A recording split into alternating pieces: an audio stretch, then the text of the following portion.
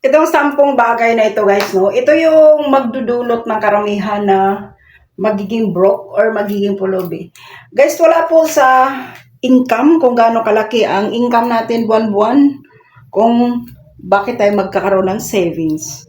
Ako guys, nagigilty din ako niyan kasi isa din ako na mahirap po mag-ipon dahil po sa sobra nating magastos, okay? So, number 1 dito guys, no, na dapat po nating iwasan para po tayo makakaipon. Ito yung paghahanda ng mga birthday guys na yung iba, kahit nahirapan na maghanda ng birthday, nangungutang pa ito para lang mayroong ihanda. Pagkatapos, ayan, utang ang magbabayad ka ng utang pagkatapos ng birthday. So, yan, para sa akin yan, guys, walang masama po sa paghahanda ng birthday, pero hindi naman natin kailangan na mangutang para gawin nating bongga yung ating birthday. Okay? So, number 2 dito, guys, yung mahilig po tayo mag-order ng online. No? Isa din yan na sa atin, magbibigay sa atin ng kahirapan po. Yung mahilig tayo mag-Shopee, ayan, isang click lang. Ayan, may online na babayarin ka na.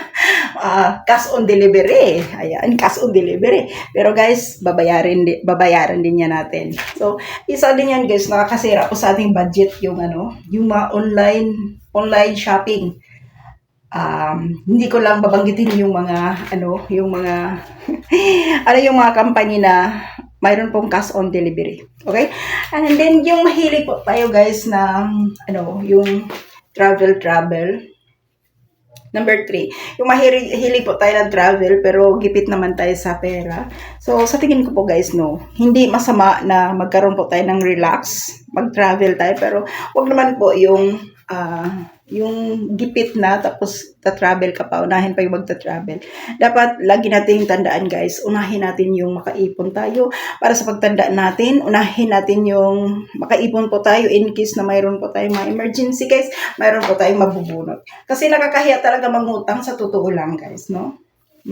Yung bungad pa lang na sasabihin mo sa tao, mangungutang ka dahil mayroon kang problema, ang hirap sabihin. So, next po, pangatlo na po tayo guys, no? Ang next po guys, yung yung mahilig po sa barkada. Inom dire, inom dito. Ayan, nakakaano yan guys. Nakakapulubi po yan.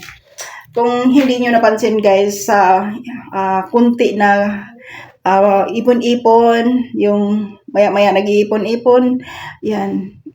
Yung inom natin guys, malaki po yan. Pag naipon mo yan, kwintaha gani guys, nakukay siya, no? Makadaot din siya sa budget. Kaya ako guys, wala gid ko kaayo barkada. Ug dili masab ko mo inom, no? So, okay ra pod. Kaya ang sunod po guys, kanang sigarilyo. Kanang yung pag sigarilyo guys, no, nakakasira gid siya sa budget. Instead na pambili na ng bigas, ibili pa ng sigarilyo. Sino mga guilty dyan? Bato-bato sa langit, ang mataman wag magalit. Ano lang natin to, tips lang natin para hindi tayo magiging pulubi pagdating ng panahon.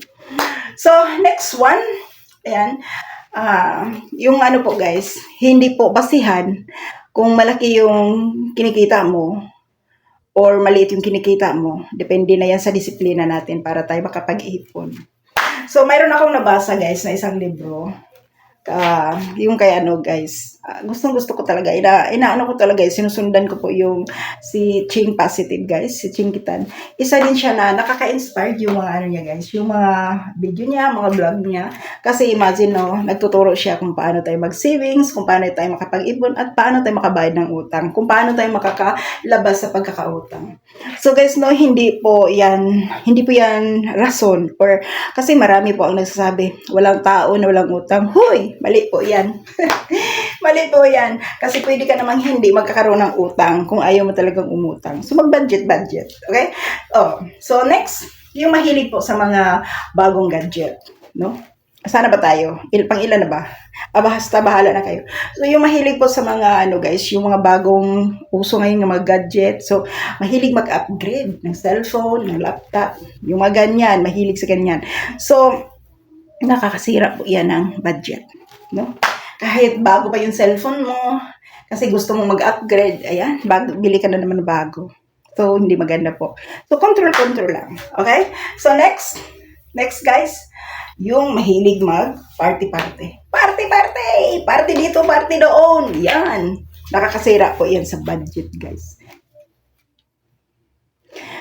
Yung mga igagastos natin dyan, no? Yung igastos natin, sayang. So, okay naman magparte. Walang masama. Yung parte-parte, inom-inom. Wala pong masama dyan. Basta sobra-sobra po ang ating pera. So, lagi nating tandaan, guys, ulitin ko po, hindi po basihan kung malaki yung kinikita mo buwan-buwan or maliit yung kinikita mo. Depende na sa ating pagdisiplina para tayo makaipon. Okay? So, ayan, hanggang dito na lang po. Sana mayroon kayo nakukuha sa ating vlog for today. Thank you so much, guys. At kung nagustuhan po ninyo at mayroon kayo nakukuha dito, guys, paki-follow po. And paki-share naman po sa inyong mga friends para makatulong sa kanila. Bye!